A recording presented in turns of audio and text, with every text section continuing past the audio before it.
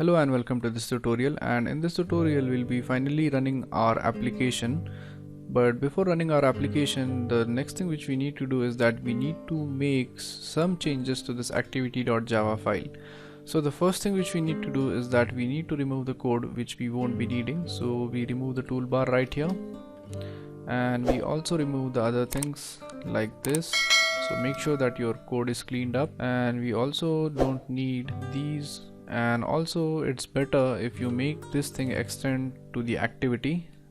So we type activity right here. So now once you have added activity, the next thing which we need to do is that we need to get the reference to these things right here so that we could perform some action when this things gets clicked. So you go inside this class right here. So the next thing which we need to do is that we need to have a reference to the edit text, the text view, and the database handler. So we go ahead and get the references, but first we declare them outside. So we type edit text my input, let's say we name it as my input, and for the text view, let's say we name it as my text, and for the database handler we type my db handler, and let's name it as simple db handler. So once we have this, we go inside this on create and we have reference to it. So we type my input equals, as this is an edit text, we type edit text, and then we get a reference by using find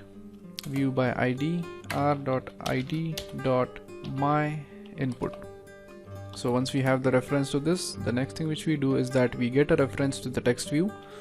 So we type my text equals, we typecast it to text view, then again we use the same find view by id, and then we type r.id.my text. So once we have the reference to this, the next thing which we need to do is that we need to initialize the database handler. So we type db handler equals new, let's name it as my db handler. Then to this we pass in 4 parameters, and if you want to understand what we pass into this, we simply go here, and as you could see, this is the constructor for our my database handler, and it is going to take 4 parameters. The first parameter is going to be the context, then the name of the database, which is the database name, then the factory, and then finally the database version.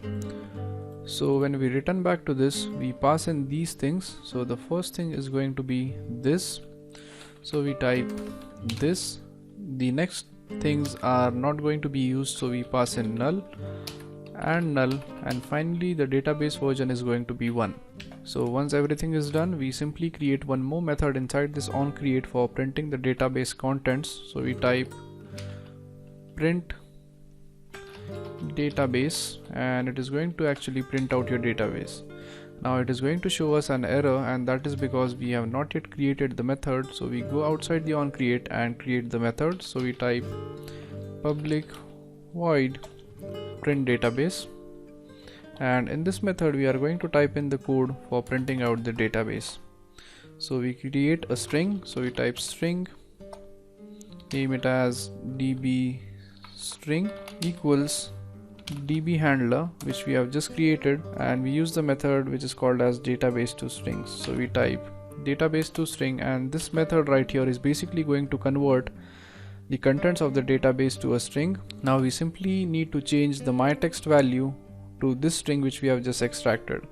So we type my text dot set text, and we pass in the value which we have just got. So we type db string over here, so that the value is set to the string which is extracted. Now once we do that, we also need to make sure that now the input field is empty. So we type my input dot set text, and we make it as empty. Now once this is done, the next thing which we need to do is that we need to create the method which we have added to the on click of the add button as well as delete button. So if you switch to the on click of this delete button, as you could see, we have added a method which is called as the delete button click, and for the add we have a method which is called as the add button click. So we go ahead and define these two methods inside this main activity.java. So we type public void, and the first method which we are going to add is going to be for add button. So we type add button clicked or add button click, and to this we pass in view, and inside it we write the code which we want to execute in order to add contents to database. So we type product equals new products, and to this we pass in the contents of the text view. So we type my input, which is nothing but the input which we are going to enter. Then we use the method dot get text, so in order to get the text, and we finally convert it to string and we pass it to this method. Now once this is done, we use the db handler to add the product. So we type db handler dot add product, and to this we pass in the product. So we type products here. Now finally we use the print database method to display the contents. So we type print database. So once a product is added, we need to print out the contents newly. So again we add the same method over here. So once we have the code for add button click, we go ahead and add the code for the delete button click. So we type in public void delete button click, and make sure that you have the spelling right, and make sure that you have the same name which you have specified to the on click.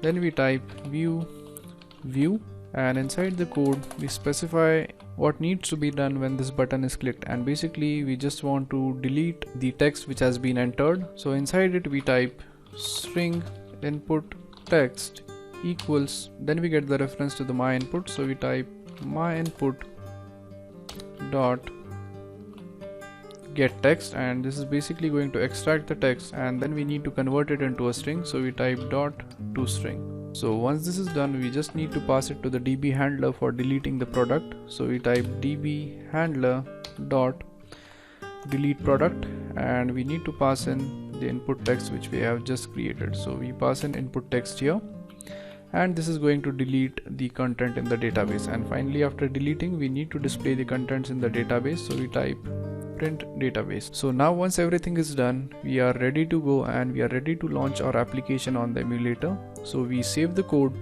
and we click this green button right here. So whenever we tried to run this application, actually we had an error, and after doing some research I found out that we need to actually leave certain amount of space in between these queries, and even if you miss a single space, it is going to give you an error when you type in the code. So what I'll do is that I'll copy the source code and I'll paste it in the next lecture, so that it would be easier for you to copy the same code and you could paste it in your application, and then you could run. So once you are done copying the actual source code from here or from the below lecture, the next thing which you do is that you actually build an APK file so that you could run this application on your actual device, and that is because if you run it on your actual device, you won't be having any error. So that's how you create a basic data application in order to store the data into database. So thank you very much for watching this tutorial, and I'll see you guys in the next tutorial. Thank you.